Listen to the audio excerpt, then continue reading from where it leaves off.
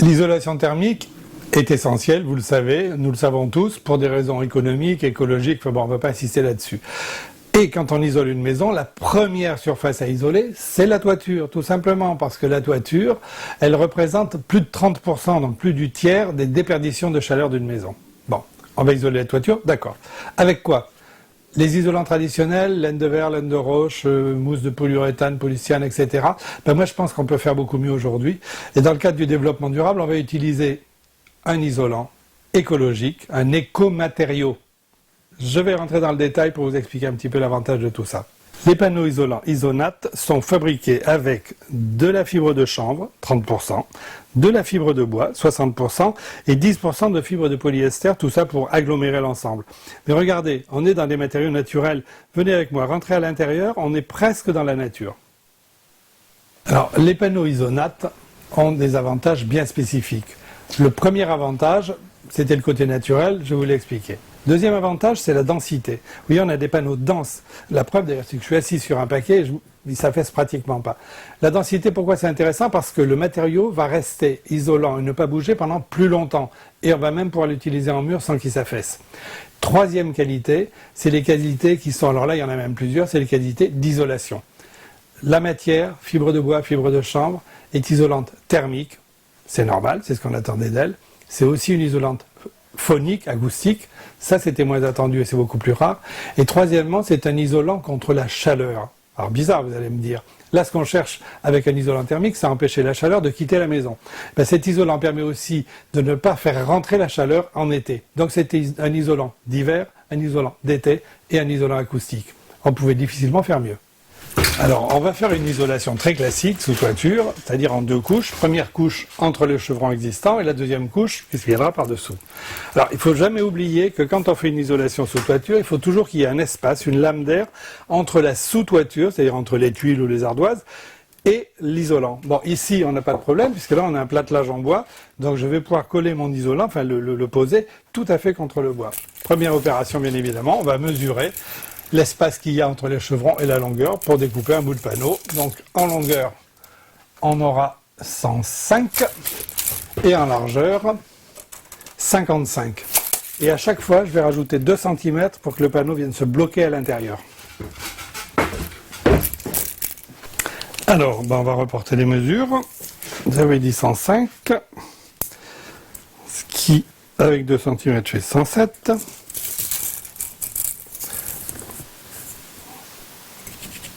Voilà.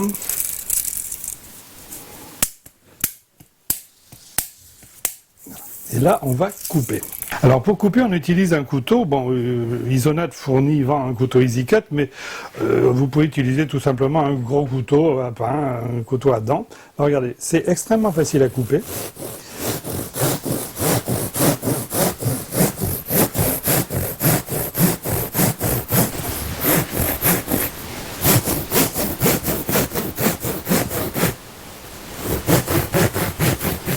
Voilà, après je coupe l'autre côté. Alors maintenant, la mesure pour la coupe en largeur, j'ai dit 55, on va mettre 56 et demi, pas tout à fait 2.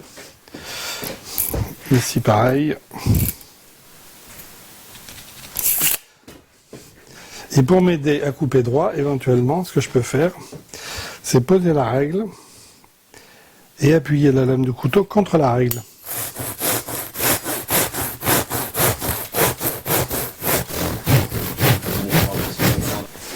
Allez, on va passer à la pause. Avant ça, je prends des lunettes, parce que bien qu'il y ait peu de poussière, c'est pas la peine de s'abîmer les yeux.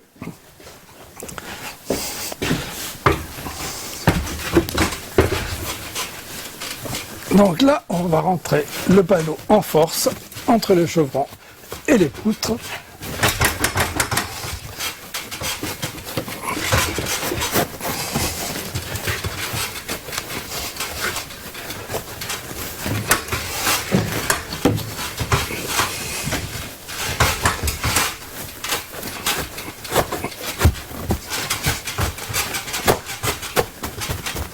Regardez.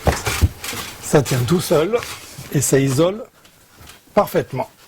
Et bien on va faire la mesure entre chaque chevron pour vérifier parce que, bah oui, c'est pas tout à fait la même chose. 54,5. Bah, après, découpe, dépose, travée par travée. Alors, même technique, on vient bloquer le panneau.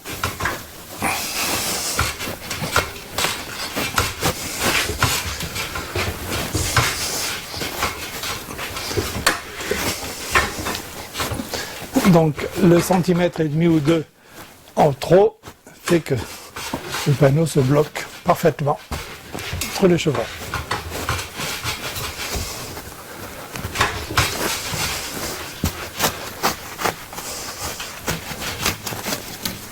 Et on continue.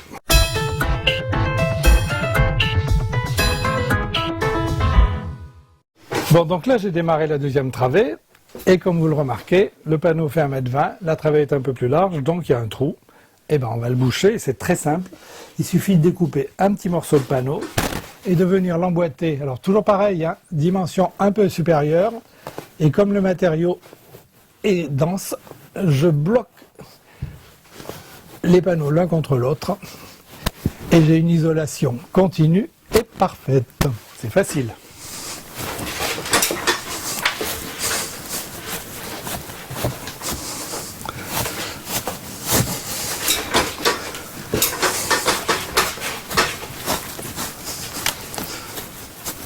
Vous avez vu, le plus difficile en fait, c'est le tenir sur l'échafaudage.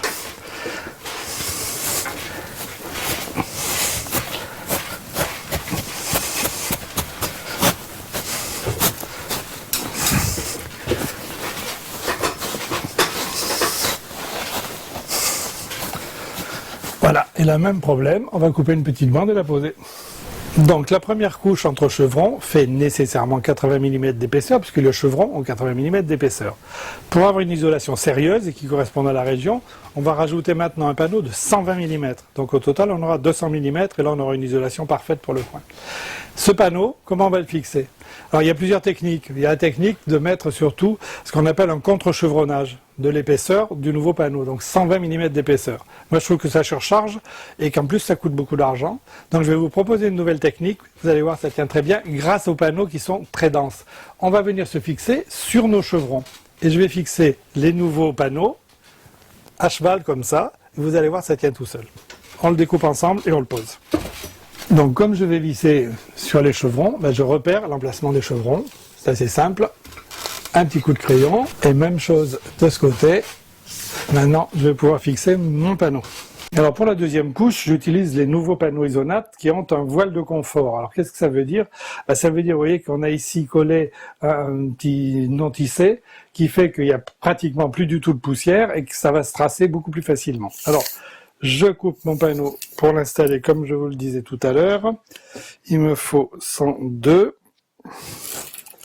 102 de l'autre côté aussi. Mais comme il y a une légère pente, je suis par l'angle droit, on va la jouer finement et je vais couper un peu en biais. Alors déjà, je trace. Couper en biais, ça veut dire que je vais me mettre un peu plus loin. Je vais à peu près comme ça. Voilà, regardez.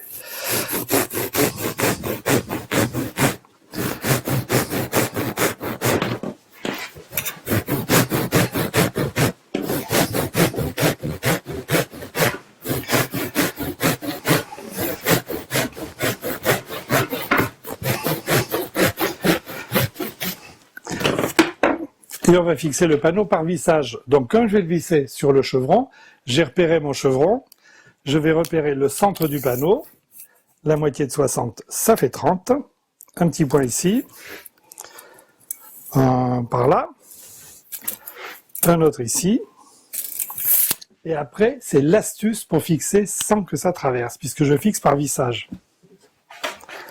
On va fabriquer des rondelles en carton. Un carton un peu épais. Quand je dis une rondelle, en réalité c'est un carré.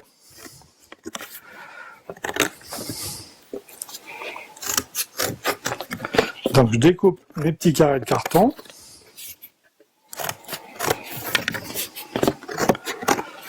Il m'en faut 3 par panneau.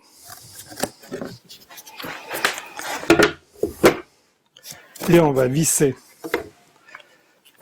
Voilà, les vis. 140. 120 de panneau, plus 20 pour rentrer dans le chevron.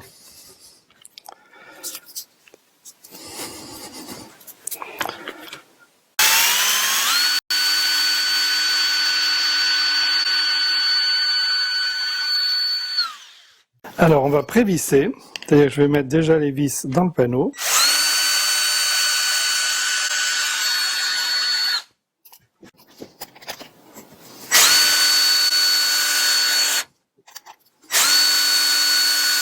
Alors, on va caler le panneau centré évidemment sur le tracé. Et là, il suffit de visser. Voilà.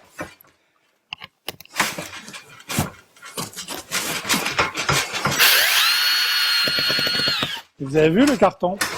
Il empêche la vis de traverser le panneau. Alors, on va continuer. Je vais poser les panneaux les uns derrière les autres, enfin les uns à côté des autres, en vérifiant à chaque fois, bien évidemment, l'espacement et l'emplacement du chevron. Sinon, je n'arriverai pas à visser. Alors là, pareil. Le but étant d'avoir des panneaux parfaitement jointifs, bien évidemment, pour qu'on ait une vraie isolation. Isolation continue. Alors, pour boucher le trou là que j'ai laissé tout à l'heure, c'est pas compliqué. Un morceau de panneau découpé un petit peu plus grand et rentrer en force, comme d'habitude.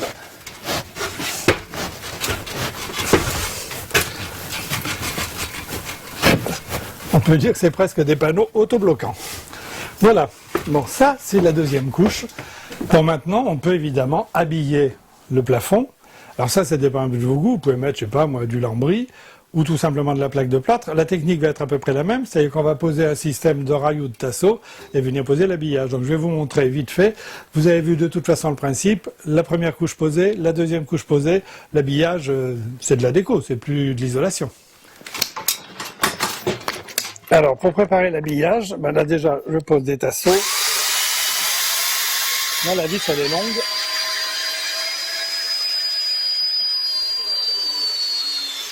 Alors, ma vis, elle est longue parce qu'elle fait 120 d'épaisseur du panneau, plus le tasseau, plus un peu d'accrochage, donc c'est une vis de 160. Voilà.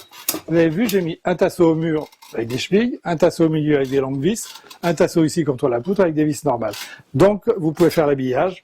Plaque de plâtre, comme je vous le disais, lambris, enfin, habillage que vous voulez. Petit résumé de notre isolation écologique qui est aussi performante en été et en hiver, mais aussi acoustique. Donc là, j'ai utilisé pour la première couche des panneaux. Vous vous souvenez, c'est fibres de chanvre et fibres de bois mélangées.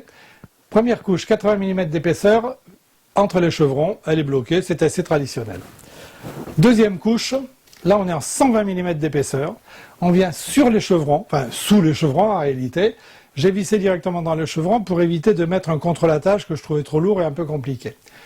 Là-dessus, je fixe des lithos, tout simplement. Pourquoi? Pour fixer éventuellement un habillage.